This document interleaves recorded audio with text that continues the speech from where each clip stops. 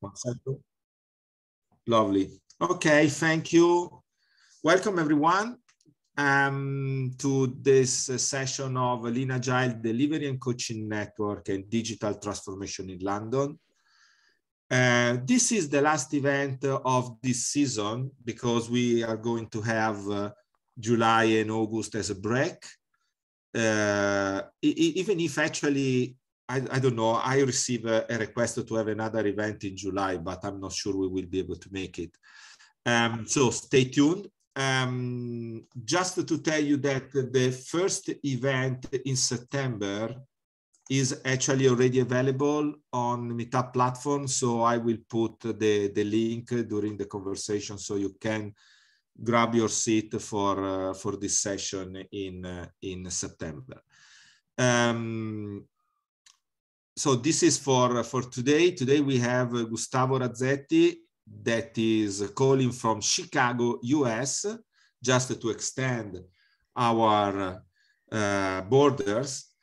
And I met virtually Gustavo a few months ago, I would say before the end of last year, because he started promoting a very interesting mailing list about psychological safety and all of the topics to make people more comfortable in the workplace.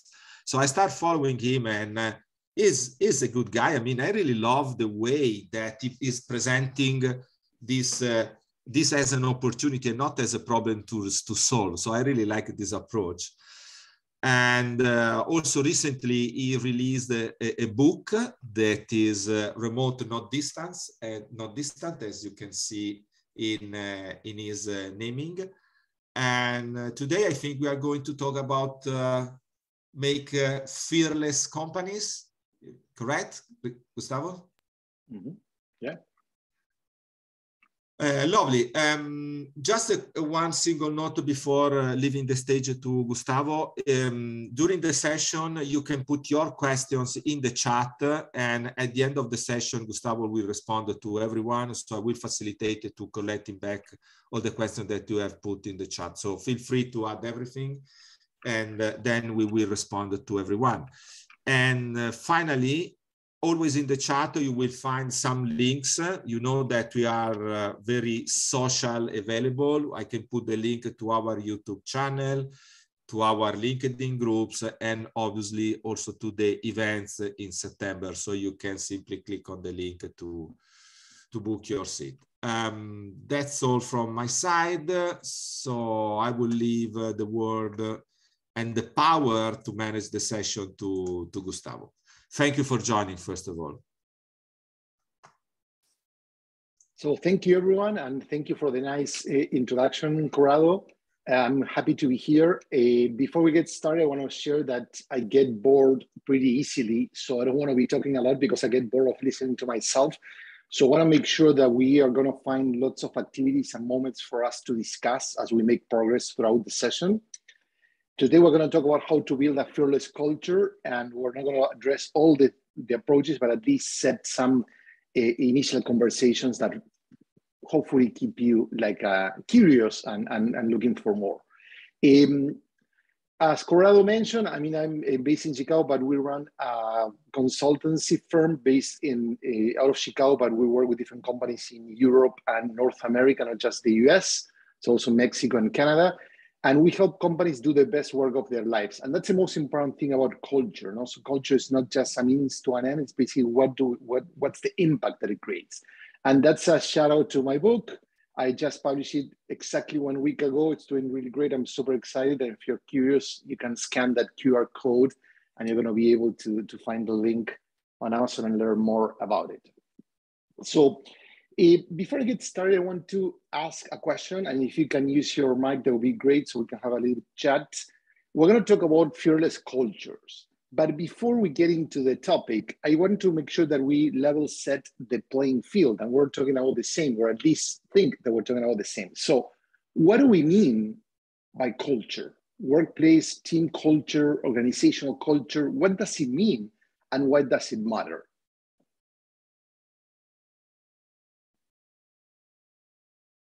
And this is not right or wrong answers. We're not looking for a definition. I'm looking for your own experience. What does it mean for you if someone asks you about culture, what would you say? Well, I think I wanted to suggest why it might be important in a team or a working environment is that in order to have high quality relationships amongst each other, there needs to be a fair amount of respect and tolerance for each other's sort of beliefs and ways of doing things. Those beliefs and ways of doing things and that mutual respect for each other could be contributors to culture. Absolutely. Thank you, Michael. Yeah, there is also a comment in the chat, some comments, I would say, a couple of comments. How we treat each other, that's from Tina. And culture is the environment, people, common practices, behaviors, absolutely. Yeah, for me, it's everything about mindset. And I describe culture like the way of acting when no one is looking at you. Absolutely. So without being controlled by someone else. There are explicit rules and guidances. Sometimes it's easy to follow them. If there is no one looking at you, that's is how you have been influenced by the behaviors of the culture. Absolutely. So also you talk about, some of you, Deborah, about culture is then seen values that form patterns. And then we have Lumi saying that culture could be seen as a mix of processes and practices and values. And Corrado also, the not written rules and written rules and protocols. We're going to see that sometimes people talk about culture as something invisible. That's why we see that there are things that are unseen. But in the end, it's not that it's invisible. It's there. We don't pay attention. Because when the company culture is performing well, we don't realize it. But when there's a toxic culture, when there's conflict, I can tell you that culture is really visible. It's something that gets in the way. So for me, culture is a system. I'm going to explain this further along the session and how can we design it. There's a lot of, when I say that I help companies design culture, people say, no, culture can be designed. Culture is organic. And I say, yeah, sure. Like most of the successful companies were intentional. They defined the patterns, they defined the system. They didn't just let it happen by its own. Actually, in most toxic cultures are the one that leaders don't do anything and they just let it flow freely. So I'm not saying that culture can be controlled. What I'm saying that the leadership team needs to define the certain parameters so people can grow. And as Nacho was saying, like, for example, that then you don't need to be worried how people are going to behave because they're going to behave in the right fashion even if you're not looking. So you mentioned mindset as well. You mentioned emotions, you mentioned behavior. And those three topics are for me critical when it comes to culture. So how people feel, the emotions, how do we feel about my job, about my workplace, about my colleagues, about my manager? How do I think? What's the mindset through which I feel filter the reality of my company? Is it a perfectionist mindset that I'm afraid of making mistakes? Is it an experimental mindset? Is it a positive mindset? Is it a friendly one? And last but not least, all the behaviors that happen within your company. So we talk about culture. What about fearless cultures?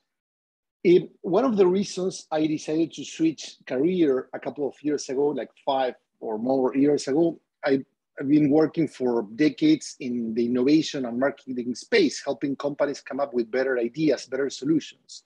And at some point, I realized, hey, this is not where people need help. I think that sometimes companies have better ideas, better talent that they realize. But what they lack is a culture that's really conducive, a culture that is going to help all that talent, all those ideas see the light of day. So I decided to focus more of my work into the culture space and also helping companies into that space. One thing that's important when we talk about fearless, because sometimes people get confused. Fearless is not being arrogant, it's not being brave, it's not about just jumping into and fighting the dragons or whatever metaphor you want to say, or fighting the fire.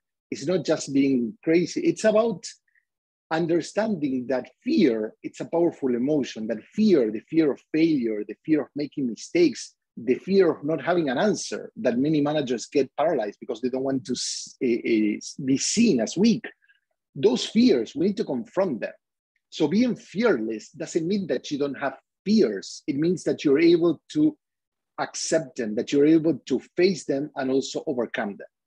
So it's about leading from a place of courage, and also importantly, to choose to do what's right, what's the right thing for the company, not always choosing the easy or the shortest path.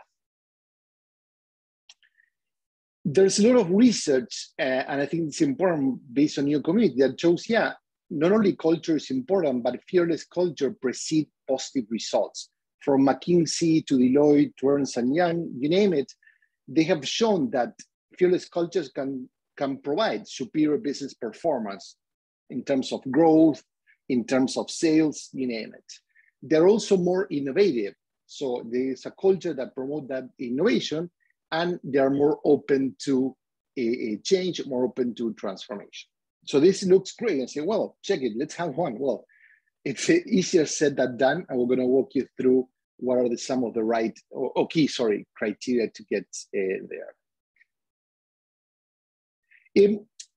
I mentioned fearless culture, and I'm going to invite you to do a quick reflection. So start getting ready for this, so we can reflect about your own company, your own personality, your own preferences. There are 4 key types of company culture. You can apply this to teams as well. Some companies are more adaptive. They're more flexible. They tend to adapt better to change, to the context, to what's going on. Others are more predictable. They have a more structure, a more defined, more sometimes even rigid, so to speak, way of doing things. Then we have a certain types of companies that are more focused into the external world. Let's call it the environment, the competition, the customer, and so on and so forth. And on the left side, then we have companies that are more internally focused. They're more about themselves, they're more about the process, maybe the politics, maybe the people.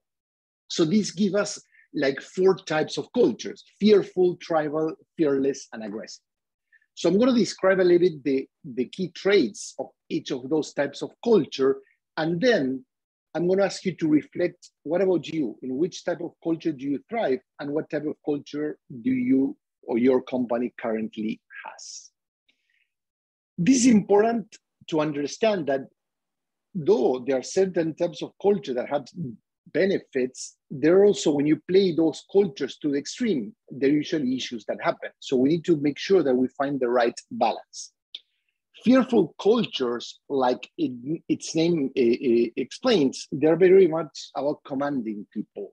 They're very focused on efficiency, controlling people, much about the process, efficiency, very top down in that regards, and play to the extreme. And we know that lots of companies play in this space. They usually promote a culture of fear. They lack a clear purpose. There's a lot of red tape. So the line that you cannot cross. They tend to be very bureaucratic and low on innovation.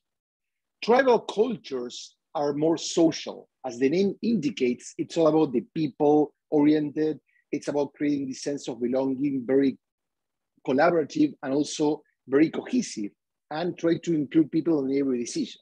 However, that taken to the extreme could be, well, we try to be so democratic that then we fall into groupthink, or we slow down the process, or we tend to be biased, or we avoid conflict because we don't want to hurt our friends. So instead of being coworkers, we see people as friends, and that's kind of a little bit of a problem. Aggressive cultures are very demanding, results-oriented. They provide lots of autonomy, lots of freedom, but in the end, if you don't deliver, then you're in trouble. No? So they're very harsh in that sense. They're very, imagine a high-performing type of culture. Taken to extreme, they could be very cold, many times ruthless. You know, so what happened to Microsoft when Bill Gates was there, you know, yeah, people were ranked, and if you were in the 30 low performing of the group, boom, people were yanked, and someone else would come and replace you. They were into, hey, how can I develop people? Either you did grades, or boom, the company move on and they would find someone to replace you. So they tend to be very individualistic. They're so goal-driven, so aggressive that then people start doing whatever it takes to get their personal bonuses, their personal goals, and not think about the self. So today we're going to focus in fearless culture, which is the type of culture that we promote. But it's important that even this culture taken to the extreme can have some issues, so it's not perfect. Fearless cultures are more innovative, visionary, they're very idea-centric, and create a culture that's more experimental, inviting people to take more risks to participate. However, sometimes if you like structure, if you like clear goals, they can become a little bit chaotic or vague, or maybe people are always in ideation mode and they fail to land, they fail to launch. So we need to make sure that either we balance this fearless culture with a little bit of aggressiveness or a little bit of trial to make sure that we operate in the right spot. So here are some examples of company cultures. For example, Southwest, Zappos, IKEA, Mars, P&G are tribal cultures. Most banks and pharmaceutical government organizations tend to fall into the fearful. The majority of companies are here. Then I mentioned Microsoft in the past. Netflix, Amazon are very types of aggressive cultures. No, they don't take prisoners, as they say. And then Pixar and Apple fall into this fearless kind of a quadrant. So once again, I'm going to give you 1 minute, and then each of you can share, or whoever wants to share. You can do it on the chat. You can do it speaking out. Think about yourself. Reflect on your career, in all the jobs that you have, and in which type of culture were you able to do your best work and which not? And then think about your culture. And if you're a consultant, maybe think about the culture of the companies that you serve, the company of your clients, and where would you position? So there are two questions. One, what culture gets the best out of you, and which culture is the one that you're working currently? And let's see if they align, there's kind of a gaps, whatever. Okay, let's take a minute, and then we can use the chat, or you can speak out here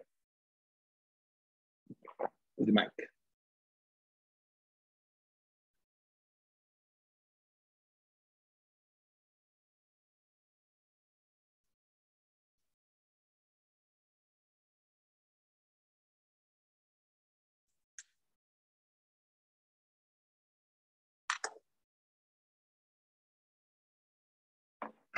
Okay, so we have Deborah saying that I thrive in a tribal culture, and I think work in a fearless or maybe aggressive culture, hard to say. Awesome, thank you. And Corrado, I'm working in a tribal company and feeling like an aggressive culture. Lumi, currently fearful, and I think the most beneficial will be fearless for her. Okay. And Corrado, you said you're working at tribal and then feeling like an aggressive. Is that tribal company feeling aggressive? No, I'm in the exact same position as Deborah said. So actually, I'm working in a tribal companies, but I think it could be more aggressive than tribal. Okay, fantastic. And then Carrie, the organization is large enough that there are different cultures in different parts of it. I prefer a fearless culture, but I have to be careful when I choose where I choose to work. Definitely, and this is a great reflection to acknowledge, am I working in the right company, or should I look for something else? Michael, like within the org, we have different cultures: finance, fearful, HR, tribal, slightly fearless in tech, aggressive in sale.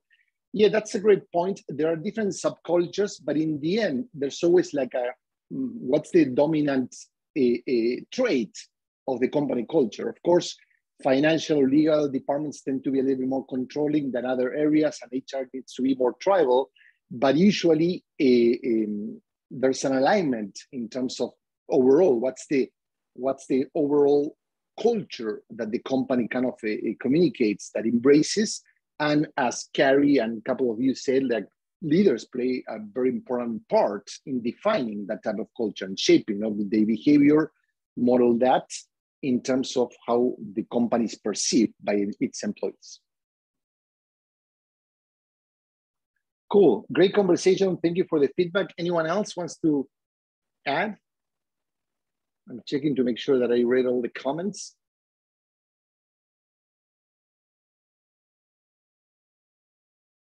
And we have Rex. My organization has flopped between travel and aggressive, and current drive is to become fearless and their new CTO. There's a lot of companies that are looking into that space. It seems they're realizing that they need to go beyond that aggressive kind of approach, or too aggressive. Francesco, most companies where I work have a strong hierarchical structure, which implies fearful culture. Very rarely I have seen an inclusive culture. The one where I work now is trying to move from one to the other. What would be that one to the other? To a more inclusive, Francesco?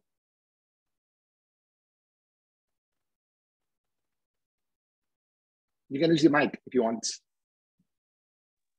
Yeah, sorry, I wrote inclusive. I guess I meant fearless. I get it. But when you say, my question, that I get it, when you say that they're working from one to the other, is from a fearful to a fearless or more inclusive? Is that what you said? Fearful to fearless, yeah. So it's okay, fantastic. Change. Okay, and do you feel there's progress made there, or it's more like a declaration? Well, difficult to tell, but I'm optimistic by nature, and I think we are making progress. Yes. Awesome, thank you. And here Michael adds that he agrees with Rex, depending on company's performance, the culture seems to change.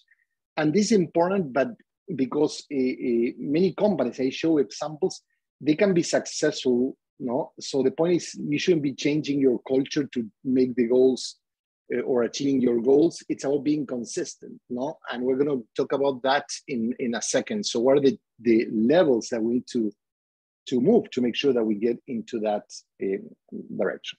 So when I mentioned about a culture, I talked that culture is a system. So when I started my research, I came up with this a tool, which it's called the Culture Design Canvas. It's the version of the business model canvas, but for culture. And basically it's about a system. So there are 10 building blocks, or 10 boxes, or 10 spaces, if you may, but they're all part of culture. I'm going to share with you what's the structure in terms of the different elements, but what's most important is even though we're going to be zooming into each of the elements, we never need to forget that it's a system. So we always need to also zoom back from time to time and realize how all these elements are connected. So in real life, for example, feedback and psychological safety come hand in hand.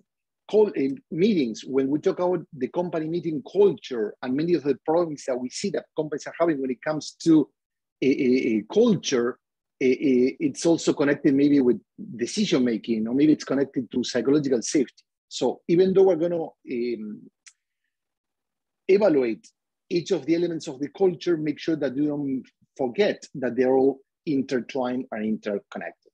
So at the center of this canvas, we have purpose, values, behaviors that we reward and punish, priorities that are part of what we call the core, the foundation of culture in which we want to align people around. On the right side, we have, remember we talk culture is about emotions. Well, this is the emotional side of culture. How we promote psychological safety. How do we use feedback to help people learn and grow? And last but not least, what are the rituals that we use to bring that culture to life? This is where we bring that sense of belonging, where people feel, hey, I'm part of that team. I feel accepted. I feel that I'm one of them. And lastly, the elements of culture are more functional, that provide the agility needed, no? In terms of how do we make decisions? What's our meeting culture? And what are the norms and rules that define behavior? So I'm not going to go into all of these. I'm going to give you some key topics. We're going to focus on some of the key elements of the canvas and connect them into how they can help you build a fearless culture. The first key thing, it's about acting with purpose. And I know there's a lot of companies that say, hey, I'm purpose-driven, I have a purpose. Well, there's a huge difference between having a purpose, having a statement, having a PowerPoint or a website with a purpose, and actually living that purpose. What separates fearless cultures from others is that they live that purpose, they act with purpose. Purpose is the North Star. It's that shared ambition, something bigger than people in which we want to get together. So it's the reason why I join a company. It's the reason why I want to work in that organization or that team. So we take Tesla as an example. Their purpose, or its purpose, is to accelerate the world's transition to sustainable energy. As you can see, it doesn't talk about what they do. It doesn't talk about innovation. It doesn't talk about technology or being the number one.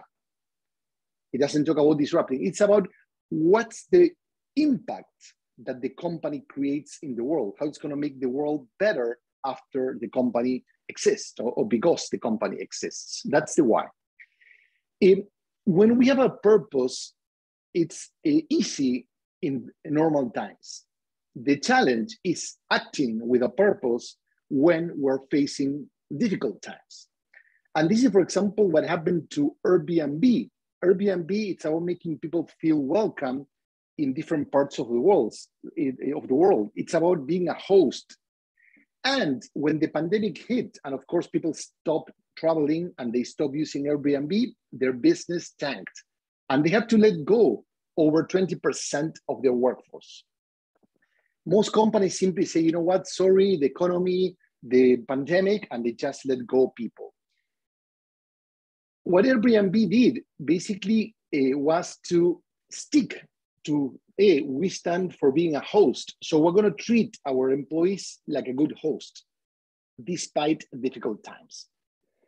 So what Brian Chesky did is he personally wrote a letter that was published in Medium and many open forums about how he basically felt about this decision, that he didn't take it lightly, but also that he had a commitment to those people. So for example, many people were invested. So they were in the company for 3-4 months. So they're going to leave and they're going to lose all their equity and all the benefits. And he said, you know what, you're going to get vested. You're going to get all the equity that we was promised to you, because this is not about your performance. This is about market situations. They created an alumni website in which they put all the people that they were letting go and help them find a job. They wrote recommendations. So it wasn't just, hey, I let it go. He was like a good host and he took care of his people. So that's a great example that very few companies did. But most people just say, you know what, sorry, you have to let go. Another great example of companies that take the hard step or decision to live on their purpose is CVS. CVS is a North American pharmacy chain, large, the number one. I don't know if it's in Europe as well. But their purpose is to help people on their path to better health. A few years ago, the CEO realized, hey, how can we say that that's our purpose, helping people towards a better health? And we're selling tobacco products, we're selling e-cigarettes, we're selling regular cigarettes. That doesn't make any sense. So he decided to stop selling all tobacco products. Of course, the market, the Wall Street, the investors, stakeholders, everyone say you're crazy. No, this is about a $2 billion business. And you're just going to say, hey, off you go. But it was a tough choice. And actually, that tough choice paid him back. On one hand, almost 40% of the people that were buying tobacco products at CVS stopped smoking. So they didn't just go to another store. They say, you know what, this is a great opportunity for me to quit smoking. So that was a great benefit that they provide to the society. On the other hand, the customers, the loyal customers, were so excited about this decision that they started buying other products more often that they didn't do that before, and the company offset that business. So instead of losing $2 billion business, they switched. The money came from other products because people were so happy and so grateful for the company to say and stand for what they say. So this is a great point. And it takes us to one of the biggest challenge. That's why I asked one of your colleagues, one of the participants, okay, the company is trying to move into a fearless territory. Are they being consistent? Because one thing is declaring it, another thing is acting upon it. So we're going to talk about the behaviors that company reward and punish, because that's culture. It's not what I say, it's what I do. That's my real culture. So for example, Slack, they reward empathy and curiosity. They reward addressing all issues in the open. So when there's a problem with tech, with products, with finance, the CEO address the issue with everyone in the company, not just with the team in particular, because they want to make sure that this is an open culture. We address everything in the open. There's no secret, and everyone can provide solutions. They also reward giving back to community, so they are part of the 1% pledge movement. On their hand, they're very clear about punishing people who backstab their colleagues. So that's not allowed. Talking behind people's back, that's not allowed. If they get you, you're going to get into problem. They don't like brilliant jerks. So if they get to hire one by mistake, that person is not going to last too long unless they correct their behavior. So it doesn't matter how great of an engineer you are. If you're not a good person, if you're a jerk, we don't want you in our team.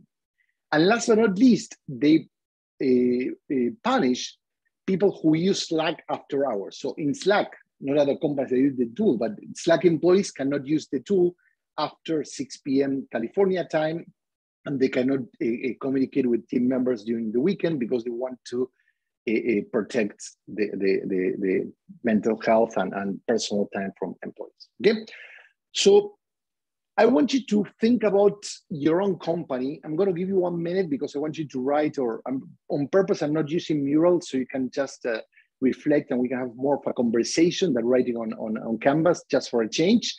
And I want you to reflect on your own organization, on your own team. Where are the things that your company punish and what are the things that they reward? And actually, are those consistent, or they may be rewarding, for example, sometimes people say we're collaborative, but then when they promote the least collaborative managers. So actually they're not collaborative, they're rewarding the contrary. Okay? So let's take a minute, reflect on it, both the behaviors that you see that your company, they shouldn't be official. It's driven by the action of the leaders that they basically push one or the other thing.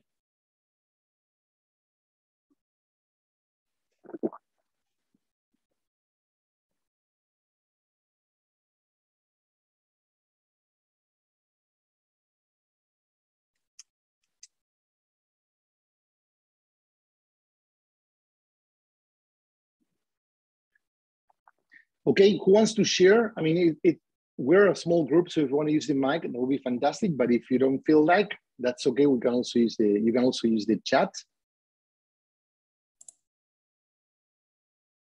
Okay. I feel like I'm only in the company for like 3 months, so it's still figuring it out what reality is. But I feel like that we punish taking no action or being slow. We're a scale up, and if you're too slow, yeah, then you get punished in a way. And then very. In the contrary, we reward them making experiments, trying new stuff, but it may not lead to a delay. And it's a bit of, I think you said it's a bit paradox sometimes. You see? Mm-hmm. Yeah. Good. That's why we asked this. And also that you're new, that's great, because usually the new employees are the ones who are able to notice things that the employees that are there already stop figuring out because they get used to it. Corrado mentioned my company rewards volunteer action in the community, and there's no tolerance for bad behaviors with your colleagues. Carrie mentioned we reward reuse, collaboration, and delivery, but sometimes we punish those who highlight problems or challenges too. That's a problem. No? We wanted to solve the problems, but when people call them out, hey, we punish the people who speak up. Thank you, Carrie. Anyone else wants to share via the mic? I think we reward performance. So when I say performance, I mean performers, people who speak publicly, who write blogs, who are seen to perform. And I think we punish passivity. So similar to Deborah's comments, sort of like if you're not out there producing those things for whatever reason, I think that you don't get ahead as much. Cool. I want to make sure I got that right, Claire. What you mean is that performance means that it's not what you achieve, but that you look that you are doing things, kind of a... Yeah, and that you are seen to do them. So actually, so for those people who maybe perform but aren't very good at telling everybody they've done it, yeah, they are less rewarded than those who maybe do a mediocre job at the thing but actually sell it very well. Well, that's a great way of putting in the selling very well. So it's an issue if you're rewarding, I mean, your company rewards that because they're reinforcing that behavior. And on their hand, they're punishing that people that maybe they are more introvert or maybe they don't want to be on the spot, but actually are doing great work, but they're not pumping their chests in front of everyone. So thank you. Rex? I mean, in my company, it's actually refreshing that we've got visibility and transparency as a top priority. So rather than hiding problems, people coming forward with them and giving a couple of options or solutions, proposals, that's being encouraged. Now it's refreshing to see that. And that's really driving change in the behavior and habits of the past, where it was like, oh, there's a problem over there, don't tell them. Don't tell the C-suite. No, actually, C-suite wants to know. And then they want to know what you're going to do about it. What plan do you have for actions, recommendations? And they give you the opportunity to go and implement those solutions. So it's a bit of change management going on, a lot of change management in the organization I'm at. But it's actually being kind of like encouraged that we get more people feeling, I think you mentioned psychological safety, yes. Understanding what that means really, and being candid and respectful in their behaviors toward one another, because we've got 4 different cultures, if you like: Australians, Americans, Europeans, Indian dev center as well. So there's completely clash of cultures. But the cross-country collaboration is being encouraged and highlighted that this is a good thing. So well, glad to hear that. Yeah, sorry, finish please. No, we are changing, but it's going to take time. So people aren't used to this kind of approach for cross-country collaboration. It used to be kind of like self-contained development centers who did their own thing their own way. We're now kind of like throwing the whole remote model and saying, it doesn't matter which part of the world you live in, which culture you actually came from, the purpose and the mission are what we need to align to. So yeah, it's a lot of change going on. Awesome. Great to hear that. And thank you for sharing that. I think that it's important that you acknowledge we are defining culture. It's going to take time to get there. But to your point, different countries, different people from all over the world have different cultures. But then when they have to collaborate, you need to find like, what are the common ground rules for this company for us to collaborate? So amazing. Francesco mentioned here the company rewards mainly individual contributions more than teams. However, they encourage a certain degree of risk taking. You see, those are the topics, no? So they want people to collaborate, then we should reward collective collaboration. When you start rewarding the individual, then you're forcing the idea that, hey, it's on our own. I'm not criticizing by any means your company, I'm just helping you reflect on this. I mean, this idea, you should do this afterwards and actually discuss it with your team. For example, in the case of Rax, maybe ask your team to complete yours in your own, and then compare notes, because you're going to find some interesting surprises. Usually happens, but it's important that make sure that what you reward and what you punish, it's aligned with the type of culture that you want, but also that they're not, for example, we have a client that they realized that they were rewarding low performers because they gave them a pass. So people weren't doing their job and they were doing nothing. So basically they were rewarding low performance. On their hand, they were punishing high performers because not only they were doing a great job, but actually they had to take care of the job that the other people weren't doing. So they were giving them extra workload and working late hours. So those are the things that we want to uncover by this activity, which is part of culture, not just the values, purpose, which are very lofty, but also how we drive and connect that purpose to actual behaviors. Michael also added, sometimes when individuals get given kudos, others who have worked hard but don't get kudos feel punished. And that's also part of the culture that celebrate, either we celebrate the team. It's a interesting topic, to make sure that sometimes we're trying to reward certain people, similar to what Claire mentioned, and then some people feel left out because maybe they forgot or they weren't visible, yet they did work hard. Okay, so great. Let's continue the conversation on this. Anyone else wants to add or comment?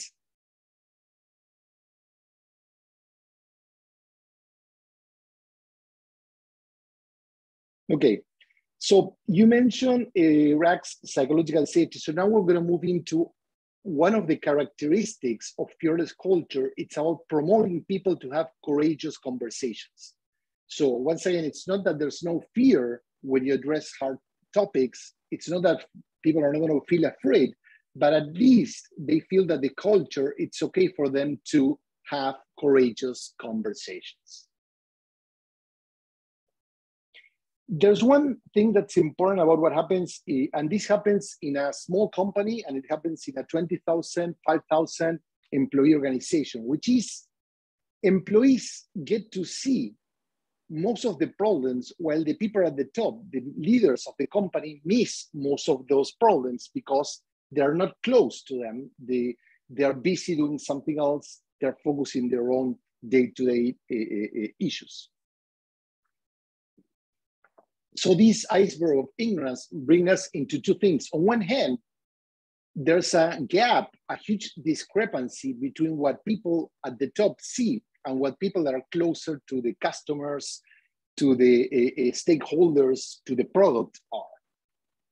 So the question is, how can we, first of all, acknowledge this if you're leading a company, but second, how do we create better channels so people feel safe?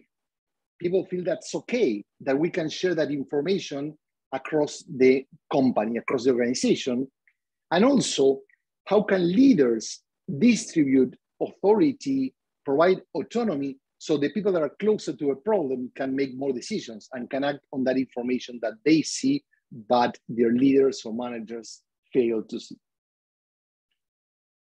We talk about Slack being default to open, and this is part of their culture, promoting psychological safety. One of the things that it's interesting, they also have this channel on Slack that's called the Beef Tweets. And basically, they promote people that, hey, is there something about our own product that you don't like? Is there a feature that's not great? Just share your beef, basically criticize it in the open. And also, if you can, try to find a solution. So they're very open-minded into, hey, we are both creators and users of our own product. If you do dislike something, share it, and let's try to make it better. So it's a very open and transparent culture. Feedback, it's another critical aspect of promoting courageous conversations. And one of the things that happen in most companies is that feedback, it's a one-way street. Basically, managers are going to tell their subordinates, hey, you need to do this, you need to do that, and how they need to improve. Thus, managers feel that they have the truth, that they are the source of truth, and they want to tell employees how they need to work or become better. However, managers need to embrace feedback as much, if not more, than employees. So this is something great that Patagonia practices, which is managers request feedback instead of providing it. So managers go to their teams and say, hey, what can I do better? What about the decision I just made? They finish a meeting and they ask the team, hey, what can I do better next time? So they're always encouraging people to give them feedback. By doing that, not only they show that they care, but also they are promoting a culture where everyone's open to give and receive feedback. There are principles, and especially working remotely or in a hybrid space, that we want to make sure that we abide and avoid conflict, because conflict, it's hard to measure when we're communicating via video in different time zones. You mentioned Rack's different teams from India, from Europe, from the US. So how do we make sure that we avoid the feeling that people maybe are being rude or people are stepping on my toes? So GitLab has this principle that's called the short toes principle. So basically, we assume that we all have short toes. So no one can step on my toes, right? Because they are short toes. And basically, we're assuming positive intent. If people say something, it's not about us. It's not about they're trying to get into our product area or tech area. It's simply because they're doing with a good intent. And that's basically a principle to avoid a conflict, because we are not able to read the room, to read the language, the body language. This is another principle I coach my clients to operate with, which is the principle of consulting others. So nothing about me without me. So if you're going to make a decision that's going to impact my work, that's going to impact my team, please consult with me first. No? So you can ask your team members, what do you think? I'm thinking about this decision. What are your take on it? Do you have any feedback? What's your view? Is there something that I'm missing that you want me to call my attention to? Or what would you do? Basically ask for ideas. Today, more than ever, it's important, going back to that iceberg of ignorance, that leaders don't assume that they understand the implications of their decisions, but rather invite people to chime in. This doesn't mean that they're going to do everything that the team requires, but at least they're going to consider the people's impact, the people's input.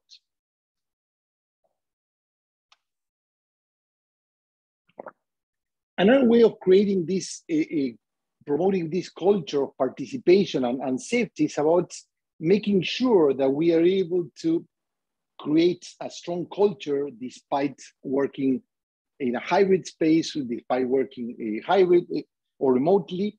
And many companies are starting to embrace, like Buffer, what's called the buddy system. So creating who's going to be your partner in crime. No, I can put you in touch with someone that's going to help you get around, to understand who's who, to meet the culture. Like in Buffer, what they do is that people are going to introduce you to people. Let's say Lumi joined a company, and then her buddy is going to say, hey, you need to talk to these 5 people because they're really valuable, and they're going to schedule virtual coffees so you can talk to them. And then base your questions, your interest, your role, your personality, they're going to recommend, hey, talk to other people. So people start connecting you with people that are really important for you to meet, people that are going to help you succeed, people that are going to provide the content you need to thrive in your job. So it creates a very important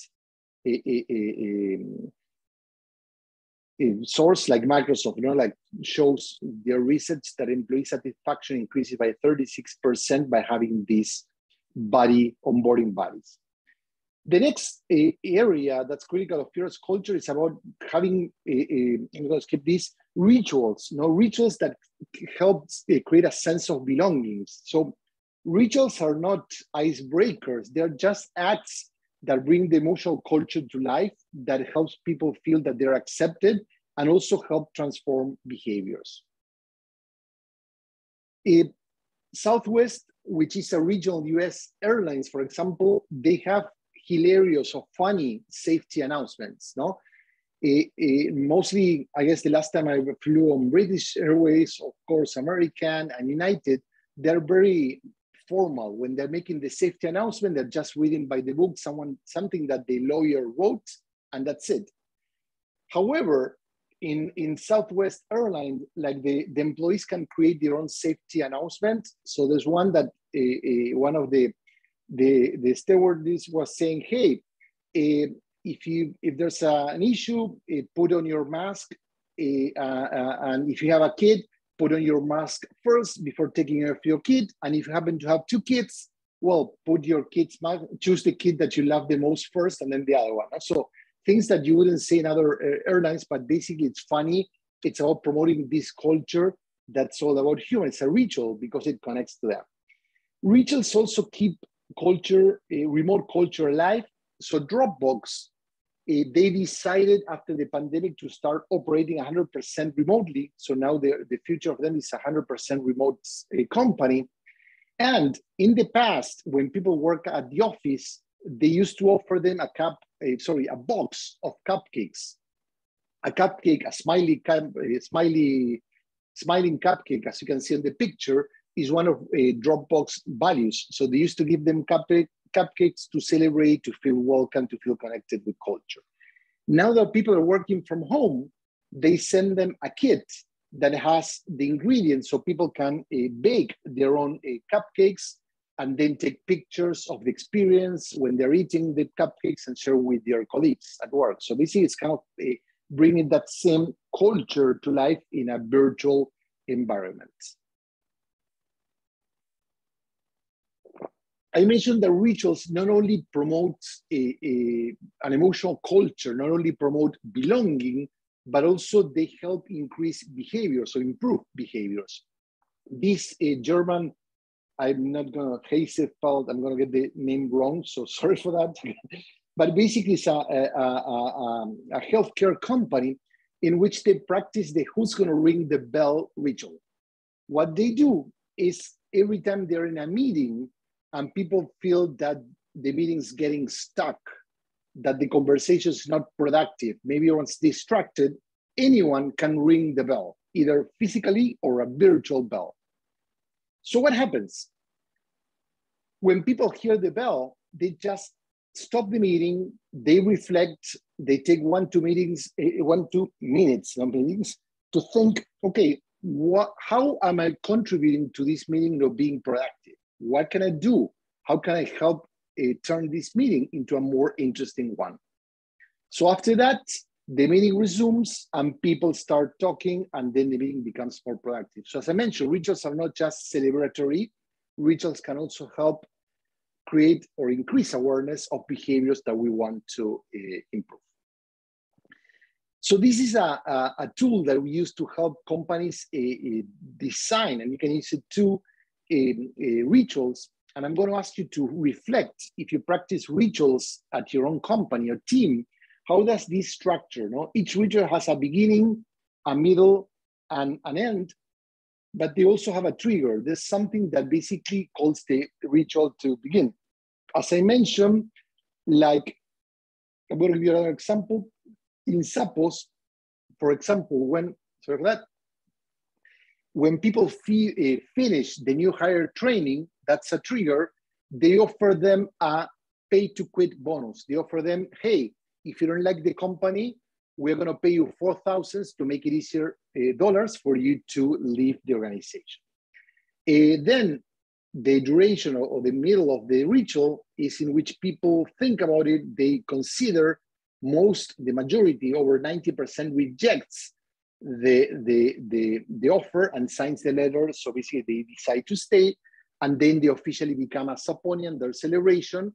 And there's an emotional reward in which people feel that they have made the best decision of their lives.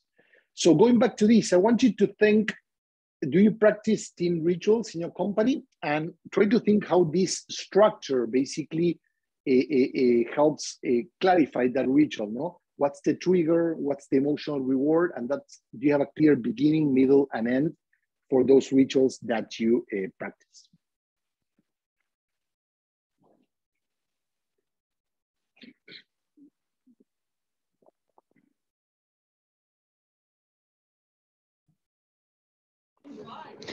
I think since we moved virtually, this is an element we lack. We used to have cakes for celebrating different events in the office, face to face. We used to have different group events and from book clubs and other things that now have kind of stopped. And I, as you are speaking, I realized, yes, this is why people now don't enjoy going to the office, because everything is very blunt.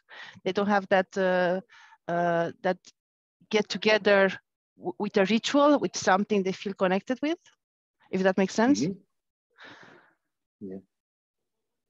No, it does make sense. But once again, the point is that you weren't at the office shouldn't be that we stopped having those rituals. Many companies recreated them for the virtual space. The ones that were tried were not successful. So I think something was missing there, the virtual ones. but the ones in the office were very engaging and people were very happy to have them. I have teams that told me, I feel like something is missing. I don't feel connected. I feel like a wheel just spinning continuously without any celebration, anything marking any event, any ritual. Great point. I think one thing that's important is to reflect on the rituals that you used to have in the past, what worked. Some companies try to replicate the rituals into the virtual world and they miss that, exactly. value. But the benefit or what make people feel included, those are the things that you want to recreate into a virtual space. Many things that companies are doing in the past, rituals were more like company-wide, and now they're exploring like more regional or small rituals. So there's a software company that now that they're working remotely, they shift some of the money that they're saving in office space and overhead, and people are going, they work remotely, but then once a month, they get together and go to a food bank or some kind of charity within their neighbor, and the people go and work together. So they do it at a regional level, like in the neighborhood, not company-wide. So each team does a different activity, but then they all share what they do, and that creates the connection at a larger scale. Yeah, thank you.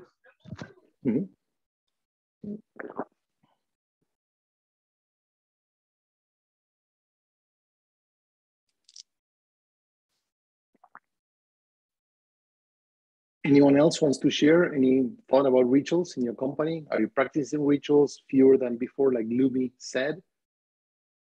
Well, actually, I had a very different experience, as Lumi was mentioned, because during the pandemic, when we were all virtual, we started introducing a particular ritual that was a sort of monthly, let me say, out of time catch up.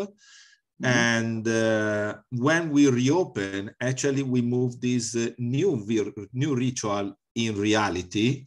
And now we are having this catch up that we were not having before. So something that we have introduced because we miss some contacts. And now that we have the contacts, the ritual is still there in real form and not in virtual form.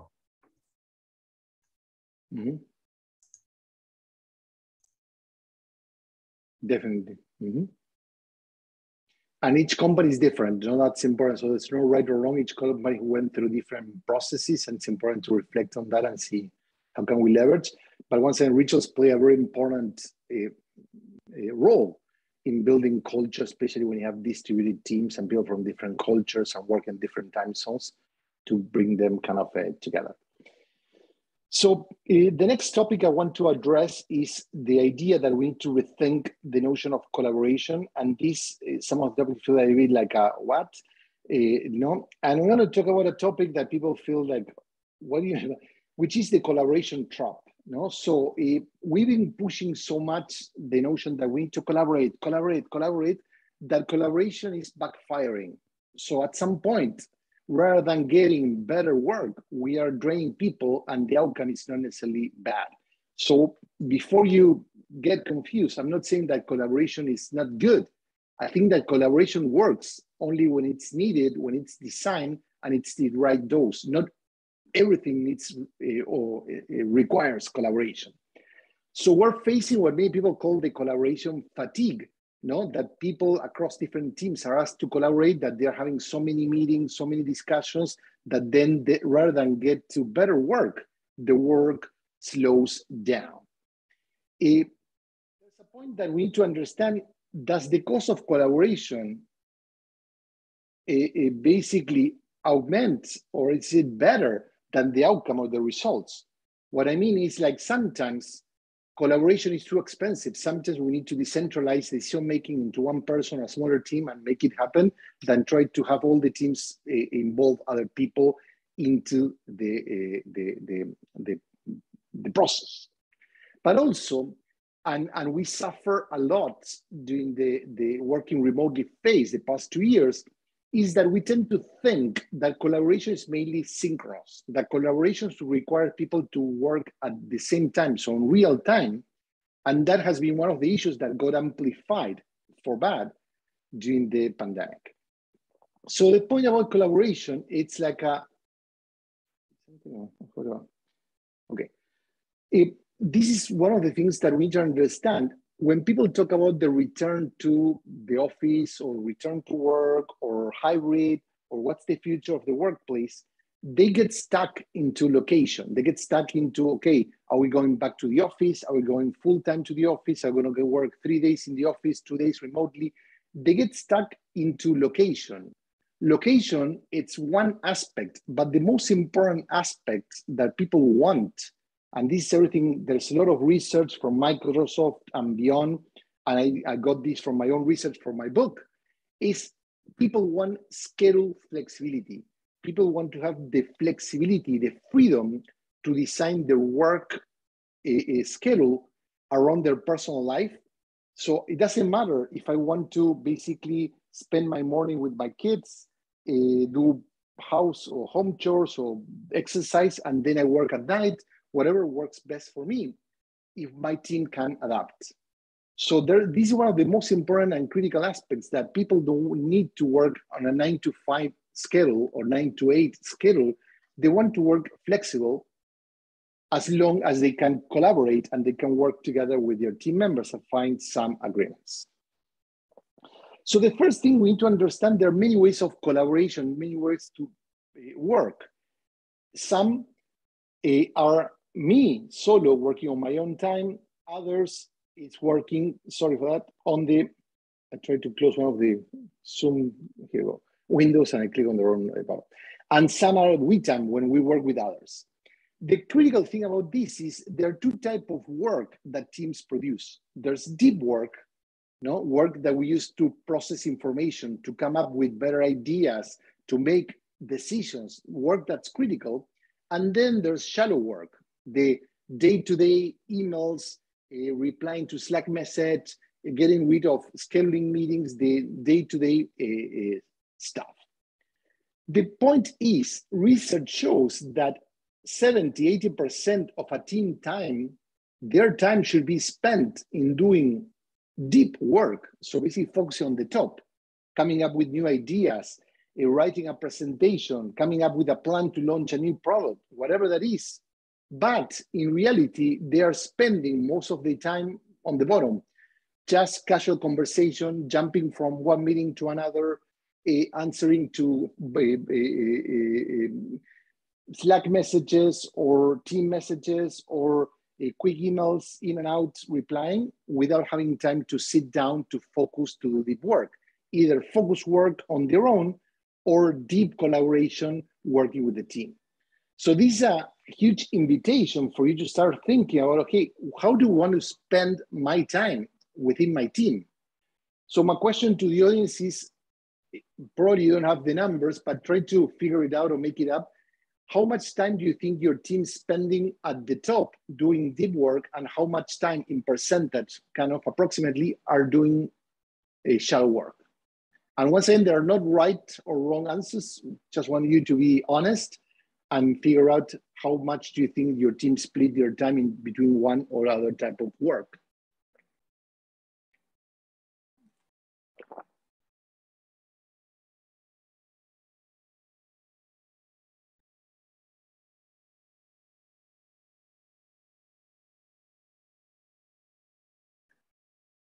So we have Corrado say 25 deep, 75 shallow work. Thank you.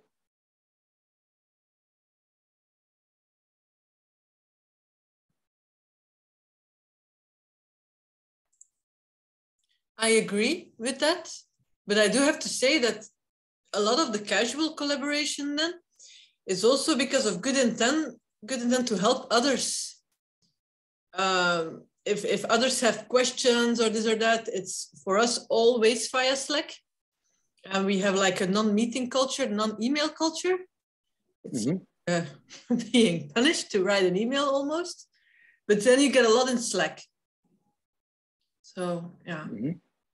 Yeah, being generous is good, Deborah. The point is like maybe you need to have companies have some certain rules, like what's the turnaround, so you can focus on doing work, and then maybe at the end of the day you answer to all those requests. Yeah.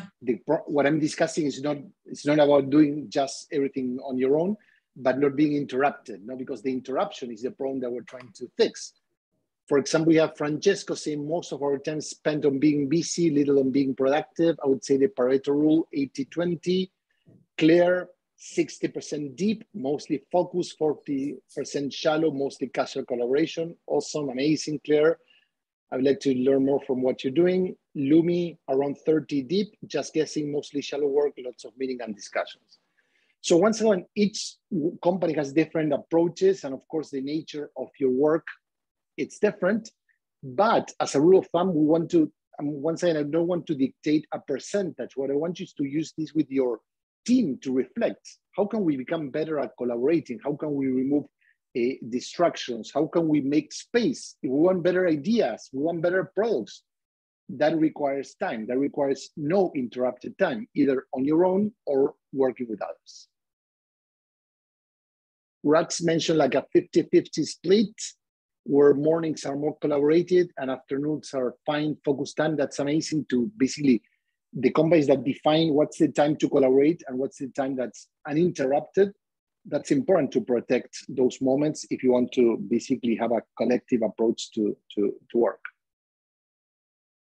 Any other comments about this or input that you want to share?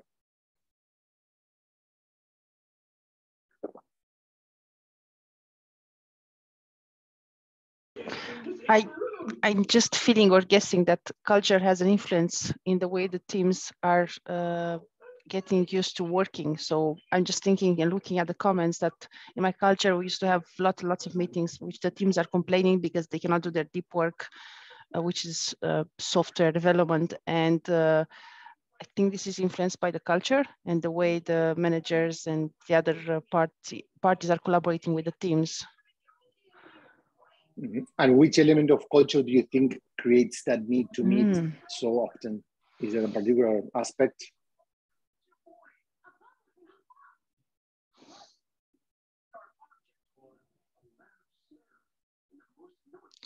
We've been going through a transformation lately, but I feel like lots of meetings and things we are doing are very superficial. We are not addressing the systemic issues, the deep ones.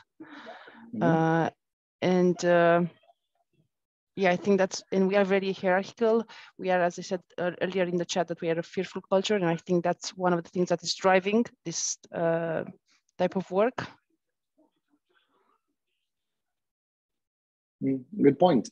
And maybe meetings are about control. Maybe it has to do with, sometimes companies don't do it because they don't know better. So once I encourage every time we use this framework with companies to reflect, at least they start increasing awareness. You're not going to switch it over time, but at least you say, hey, how can we start replacing day-to-day collaboration with more meaningful ones? Okay. There also, I'm going to, it's a lot of here to digest, but also we need to think that meetings should be like the last resort. You know? So what are the other elements of culture, of collaboration that we can do without having a meeting? And I think that companies tend to say when they have to discuss, when they have to make a decision, let's have a meeting. But you can have a meeting decision document in which people can share the problem, everyone can chime in, they can write their own feedback, input at their own time, and then the team can come with a decision. You don't need to be together in a room or in a call to make decisions. No? So that's part of the switching the things. We also say that meetings should be optional. So the law of two clicks is, if you don't want to be in a meeting because it's not adding value, just click to leave the meeting and click to confirm and leave the room. So go somewhere else. Go where you're going to really add value. Don't have people in meetings just being there like dead bodies. Make sure that people spend their time where they really make a difference. Okay. So the last part I want to share with you is a fearless culture balances freedom and ownership. I always said that people don't, they don't need to be empowered. Women don't need to be empowered. Minorities don't need to empower. What people really need is authority to make decisions, freedom to do their work at the way they want. So this takes us to the rules. What separates fearless culture from fearful one is fearless culture have fewer rules because usually rules get in the way. And this is an example from a French auto part manufacturer company called Fabi that basically the CEO realized that what's the cost of a pair of gloves? If you ask finance, they would tell you €4. That's what it costs actually acquiring a pair of gloves for a operator. However, the process, because the company didn't trust their employees, was that if your gloves were torn, you have to go and visit your manager. Hopefully he can or she can visit you and say, hey, these are my gloves, I need a new one. So your manager would write like a paper and say, hey, I'm okay that this person needs a new pair of gloves.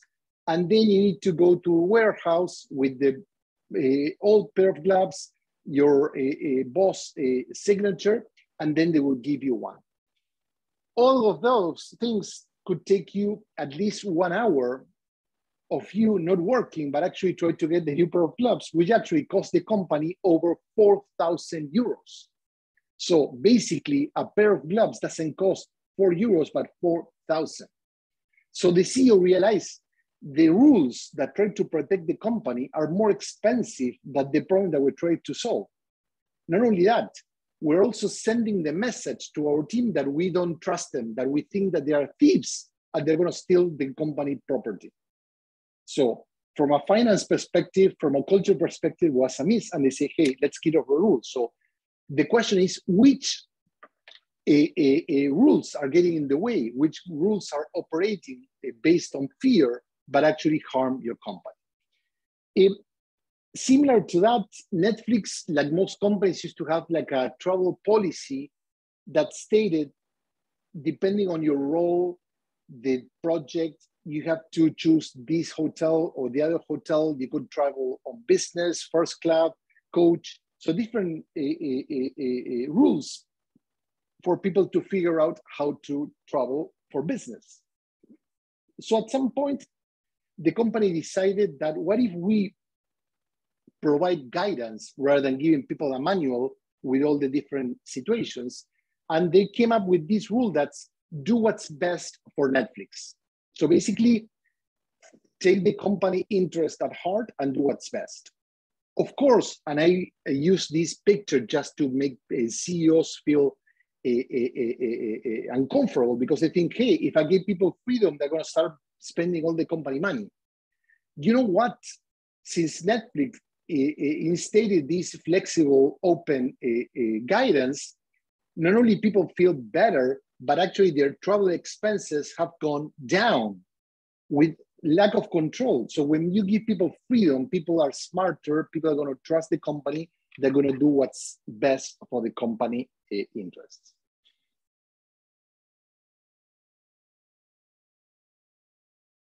It takes a lot of courage to basically change how we operate. And there's this Brazilian company that has been of Semco, that since the current CEO took over and he started to basically think differently, you know? So like, once again, the company punishes employees, the company don't care. And he started with little things, like for example, in Brazil, there's a national dish that's called feijoada that's made with rice and beans. And he started asking employees, what about the recipe? Do you like the feijoada that you get at the cafeteria? Of course, free food, who cares? CEOs don't waste time about those different elements. By asking that, then he created like a committee and people started finding out if people wanted more spicy, thicker sauce, thicker gravy, whatever, blah, blah. And in the end, the cafeteria changed the recipe to provide a feijoada that was more suitable to the majority of the employees. Then he started talking to people, hey, do you like to work with a company uniform? Not. And then the employees designed a uniform that looked like company uniform, but wasn't so corporate, so intimidating. And so they kept asking and making little details, little switches to show, hey, we care about you. We want to make it more welcoming to be part of our company. And the way that productivity and motivation and everything really spiked, because people felt, oh, the leaders of the company care about those details. They care about us. They're getting our input. And then that created a culture. People started thinking, okay, how can we improve the production process? How can we improve the manufacturing outcome? So they started being curious because they were involved in all the conversations. So sometimes we dismiss employees because we say, hey, they don't know better. But when we start making the experience better and involving them in the process, then they want to improve the process in more meaningful, impactful things. So the last thing to wrap up and then jump into question is, culture, it's about how much do you trust people, no? So imagine that trust is a battery. So do you start treating people with a full battery or with a half a battery or with an empty battery, no? Unfortunately, and you can think, if you want to share about yourself, are you the ones who start a relationship with an empty battery, or do you start with a full battery because you give people trust, no? You think that trust is something that people should have in order to do their best work. And that's the role of culture. Do you have a culture that shows that you trust people, or do you have a fearful culture in which people feel that they're not trusted, so they're afraid, they don't want to bring their best? And of course, trust increases over time, and that's critical, no? So my advice, whatever is your comments, what's your approach to trust, is that leaders need to trust people more than it feels comfortable. As I mentioned before, the companies that were able to trust employees to set rules that show them, hey, do what's best for Netflix, or tell me how you want your feijoada, what type of uniform going to make you more a pride of working at this company. By little details, we start showing them that we care, and if we care about them, they're going to care about us. So summarizing, companies that build a fearless culture, they don't just have a purpose, but they act on purpose. They encourage courageous conversations in which people feel safe to speak up, to discuss issues in the open, to give feedback to their managers, not just to receive feedback from them. They use rituals to create belonging, to create the culture, to bring that culture to life, to create that connection, and also to improve behavior. They are thinking collaboration in terms of not just we need to collaborate all the time, but being more mindful about when and how to collaborate. When do we really need to work together, but also making sure that we work on meaningful, deep work, deep projects. And last but not least, creating a culture of freedom and ownership. Fewer rules, not just for the sake of it, but basically to show people, I trust you, I hire you to do a job. Now show me that you're trustworthy. So trust is a two-way street. Fearless culture start by trusting their employees, not to asking their employees to show that they are trustworthy. So that's all I had to share with you, and I really appreciate the conversation. As I mentioned, I have more time to kind of talk about it and get more questions or feedback or comments. And if you like my approach, I encourage you to check out my book. There's the QR code in which you can check the book. That's getting really great reviews and feedback. So it has a lot of insights, but also a lot of tools and exercise and activities that you can practice with your team. So it's not a book about theory, but very action-driven with lots of activities, more complex, more strategic, and also more day-to-day that you can apply to your work. So really thank you for hosting me, Corrado and the team. And of course, I'm here, I have more time. So if you have questions, comments, I'm all ears, and hopefully that you enjoy the talk. Well, I have to say thank you, actually. There's some questions for Gustavo. Just have one question. Yeah, please, Rax. Gustavo, you've worked with many, many companies. Could you identify a very difficult culture to kind of like work with? Because we're in a global world now. Have you seen different characteristics, I'd say, of different cultures where you thought, why do they do it this way? Are you talking about a company culture or country culture? Country, people, company. No, because when we start from a country perspective, one thing that happens to me, of course, each country, each region has its peculiarities, but also we have more in common than we want to admit or we realize. And for example, I work with Mexicans and they say, no, because here in Mexico, it's very vertical. You never top down, worse than ever. Then I work with people in Saudi Arabia and they say, no, Saudi Arabia, you don't know. Then I work with people in India and they tell me exactly the same. And then I go to Germany. So I say, guys, you know, is this a competition? So who's suffering the most? So there are nuances, but I think that we need to make sure that country culture or company culture doesn't become an excuse, okay? I start with the no culture, it's perfect. So I want to always advise, I'm sharing examples. Don't get stuck in the examples. Those companies have good practices, but also they have a lot of issues, right? That those don't go into the webinars, don't go into the books. Though in my book, I share some interesting stories, like some companies like Google or Apple, they also screw up from time to time and more than that. My point is, let's start by acknowledging what we have. So rather than get stuck by what's not working, the obstacle, it's like, let's build what's working. There's always something that, even in the most toxic culture, there's something that you can start building from.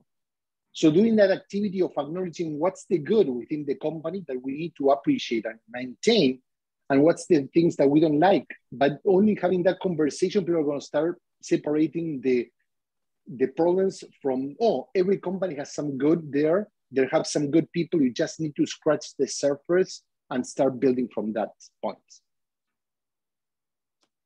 I don't know if I answered your question. I went into a sideway, but during a rant. Kind of help or more?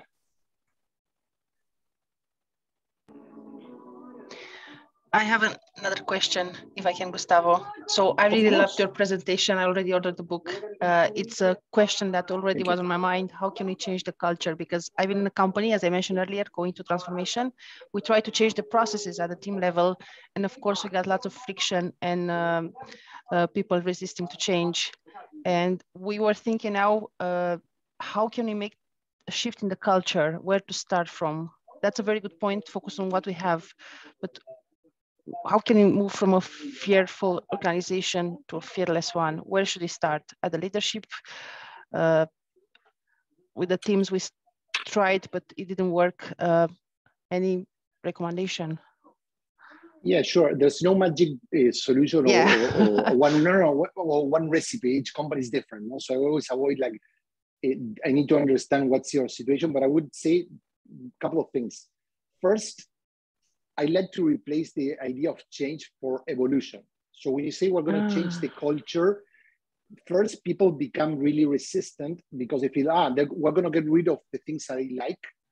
And also it gets us into this perfectionist mindset that we're going to move from today to the future in overnight. And that's so evolution is more of the journey, focus on the journey. It requires experiments. It requires testing different things to get there. You can start at the senior leadership. You can start at the core of the organization or a mix of both. So I think that leaders, first of all, need to start acknowledging what's the real culture that they have. So we use the canvas to map the culture through different teams. We map how do the production team, how do the manufacturing team, how do the tech team sees the culture, and then leadership, and connect both. Because you're going to see a gap, going back to that iceberg, in which leaders think, oh, our culture is great, it's perfect, but then you need to understand how people see it, that's different, what are the gaps, what are the problems to tackle them. Always start small. Where are the quick wins that you can identify? To your point, maybe getting back to a ritual that people love could help reignite the culture. Maybe having all hands meetings once a month in which people can start bringing their issues or share questions and hear from the leadership what they want to do. Maybe having like a screw up or mistake sessions in which team leaders acknowledge the mistakes they made and how they're fixing them and what they learn from them. That's a great way to start encouraging that fearless mentality. So, hey, we're not perfect. We're here to help you. We're trying to do things and we screw up, we learn, we adjust. Those are just some kind of examples. I always say like revolutions happen in the middle class. So if you see like what happens in most countries, they don't start at the top, they start at the middle. So if you want to change your company culture, focus on the middle. What's the middle? Is the middle management? Is the a small team that's looking for different stuff? No, so you don't need to come up with experiments across the board. You can start with experiments in different teams and then spread the word, make it contagious. I like that. I will quote you. Revolution starts at the middle class. Thank you. Thank you. We have time for one last question. Well, let me, while people are thinking, I really love this session, Gustavo, because I think it was really practical, even if we are talking something, let me say, not really tangible, like psychological safety. You put a lot of examples. Also, this last response was very, again, practical. So I really love it. I would suggest to review, at least for me, to review the video, because there are a lot of very interesting concepts. And also the canvas, actually, let me say that I met before in few of your submission in the mailings. When you explain the canvas, how you use it, brings to life much more effectively. So I think that maybe I will use something for that. So thank you very much for sharing this. I think it was really very helpful for me. Thank you for inviting me. Any last question for Gustavo? Okay, perfect. So thank you all of you for coming. Thank you, Gustavo, for sharing this. And you have the reference of the book. So you have also the references from Gustavo here. In the Meetup events, you will find also the LinkedIn references. So if you want to keep in touch with him. You are invited, obviously, to join our channels on LinkedIn and on YouTube, so you can be updated of all the changes. And also hope to see you after summertime for our September events. So let me say, enjoy the break for me. Enjoy your holidays, your summer holidays, and hopefully we will be back stronger and more resilient after these couple of years. Okay. Thank you very much, all of you. Thank you so much. Thank you again. Let's go ahead on LinkedIn if you want. Yes. Bye. Stay in Bye. touch. Sure. Bye. Ciao. Thank you. Bye.